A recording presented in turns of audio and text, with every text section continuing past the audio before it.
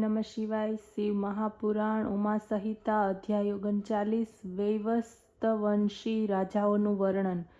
સૌનકજી બોલ્યા, હે સુતજી, આપે સગર રાજાના 60,000 પુત્રોની વાત કરી। સગરના આ બધા પુત્રો કેવી રીતે થયા, આ વાત મને કૃપા કરીને કહો। રાજા સગરને 2 પત્નીઓ હતી। ઔરવ ઋષિએ બંનેને વરદાન આપ્યું હતું। એકે 60,000 પુત્રો માગ્યા, બીજીએ વંશવર્ધક અત્યંત સુંદર બાળક માગ્યો। પહેલી રાણીમાંથી એક અંટ જન્મ્યું, જેમાંથી 60,000 પુત્રો થયા। એકને એમણે ઘીના ઘડામાં મૂકી દીધા। કેટલાક સમય પછી અત્યંત બળવાન બનીને સર્વ રાજકુમાર બહાર નીકળ્યા, જે આ 60,000 કપિલના ક્રોધાગ્નિમાં બળી ગયા, જેમનો ઉદ્ધાર કરવો આવશ્યક હતો। આ જ સગર વંશમાં એક દિલીપ રાજા થયો। એમના પુત્ર ભગીરથ થયા। આ ભગીરથે પોતાના પૂર્વજોના ઉદ્ધારને માટે ગંગાજીને સ્વર્ગમાંથી ઉતારી સમુદ્રના કિનારે લાવ્યા।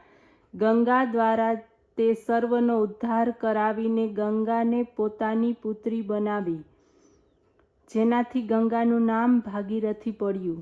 ભગીરથનો પુત્ર શ્રુતસેન, એનો નાભાગ, એમનો અંબરીશ, એમનો સિંધુદીપ, એમના અયુતાજીત, એમનો ઋતુપર્ણ, એમના અનુર્પર્ણ, એમનો મિત્રશહ, એમનો સર્વકર્મા, એમનો અનરણ્ય, એમનો મુનિદ્રુહ, એમનો નિષદના ખડવાંગ, એમનો દીર્ઘબાહુ, એમનો દિલીપ, એમનો રઘુ, એમનો અજ, એમનો દશરથ, એમનો મર્યાદા પુરુષોત્તમ રામ, રામનો કુશ, કુશનો અતિથિ, એમનો નિષેધ, એમનો નળ, એમના નભ, નભનો પુંડરીક, એમનો ક્ષેમધન્વા, એમનો દેવાનિક, એમનો અહિનુગ, એમનો સહસ્વાન, એમનો વીર્યસેન, એમનો હરિપાત્ર, એમનો બલ, બલનો સ્થલ, સ્થલનો યજ્ઞ, યજ્ઞનો અગુણ, અગુણનો વિદ્યુત, એમનો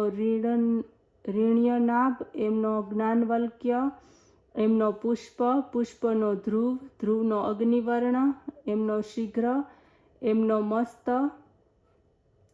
એમનો પૃથુશ્રુત, એમની સંધિ, એમનો નાક્ષર્ણ, એમનો સત્વા, એમનો વિશ્વાસાયે, એમનો પ્રસેનજીત, એમનો તક્ષક, તેમનો બૃહદબલ થયા।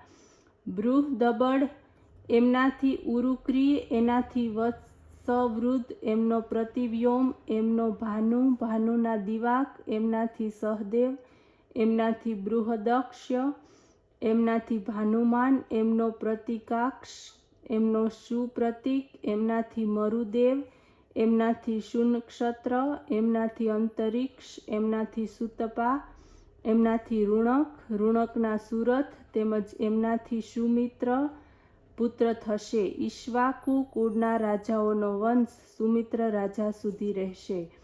અધ્યાય 40 શ્રાદ્ધ કલ્પ પિતૃઓના પ્રભાવનું વર્ણન। સૌનક બોલ્યા, હે સુતજી, વિવસ્વાન સૂર્ય શ્રાદ્ધદેવના કેવી રીતે બન્યા? કૃપા કરીને હવે અમને તે સંભળાવો। પછી શ્રાદ્ધ મહાત્મ્ય તેમજ એનું ફળ પણ કહો।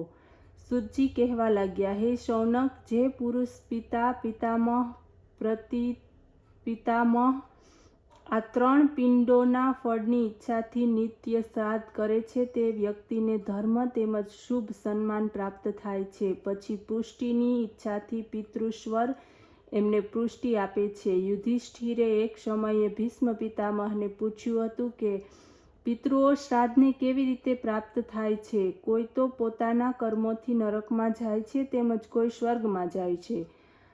અમે એવું પણ સાંભળ્યું છે કે સ્વર્ગમાં દેવતા પણ પોતાના પિતૃઓના શ્રાદ્ધ ક્રિયા કરે છે। આ સર્વ વાતો આપ યથાર્થપણે સંભળાવવાની કૃપા કરો। ભીષ્મ બોલ્યા, હે રાજન, મેં એકવાર મારા પિતાને પિંડદાન કર્યું હતું। ત્યારે તેઓ પ્રગટ થઈને બોલ્યા કે પુત્ર, આ પિંડ મારા હાથ ઉપર રાખ। મેં વિચાર કર્યો કે એ પ્રમાણે શાસ્ત્ર તો કહેતું નથી, ત્યારે મેં દર્ભ ઉપર પિંડદાન કર્યું। એનાથી પિતા સંતુષ્ટ થઈને કહેવા લાગ્યા, હે પુત્ર, તમે ધર્મનું કાર્ય કરનારા પ્રમાણે ધર્મજ્ઞ છો. હું તમારા ઉપર પ્રસન્ન છું. હું તમને ત્રૈલોક્યમાં દુર્લભ તેવું વર આપું છું. તમને કોઈ નહીં મારી શકે. તમે પોતાની ઈચ્છાથી મૃત્યુને પ્રાપ્ત કરશો. આ રીતે બીજો પણ કોઈ વર માગી લો. ત્યારે મેં હાથ જોડીને કહ્યું, હે પિતાજી, આપે મને કૃતાર્થ કર્યો. હું એક વાત પૂછું છું. જો આપ એનો ઉત્તર આપશો તો મારા ઉપર અત્યંત કૃપા ગણાશે.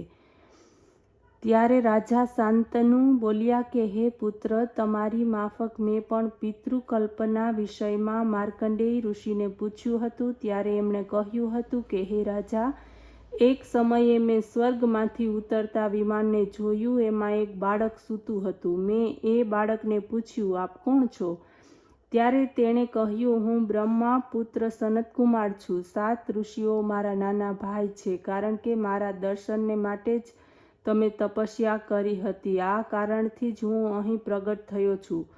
હવે તમે શું ઈચ્છો છો? ત્યારે માર્કંડેય બોલ્યા, હે સ્વામી, પિતૃઓનો આદિ સ્વર્ગ શું છે એનો યથાર્થ વર્ણન સંભળાવો. આ પ્રમાણે સાંભળતા જ તેઓ કહેવા લાગ્યા, બ્રહ્માએ દેવતાઓને ઉત્પન્ન કર્યા અને કહ્યું કે તમે ભજન તપ વગેરે કરો. ત્યારે દેવો બ્રહ્માને છોડીને આત્મભજન કર્યું. આ જ કારણે બ્રહ્માએ એમને શાપ આપ્યો કે તમે સંજ્ઞા વગરના મૂઢ થઈ જશો.